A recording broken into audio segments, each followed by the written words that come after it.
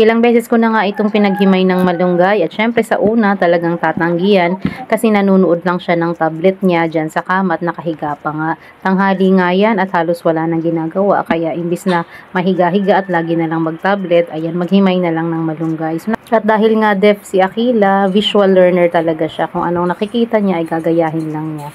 So umpisa nga malalaking tangkay ay halos hindi niya talaga hinihimay pero natututunan din niya kapag paulit-ulit na niyang ginagawa. Maging consistent lang sa pagtuturo sa kanya kasi nga nalilimutan talaga nila, nagkakaroon sila ng regression kapag hindi na ito ginagawa or ipinapagawa sa kanila. At matagal bago nila matutunan ang isang skills kaya talaga paulit-ulit patience ang kailangan para sa pagtuturo ng mga batang may special needs. At ngayon nga talaga makikita na sa kanya yung improvement ng kanyang sitting tolerance.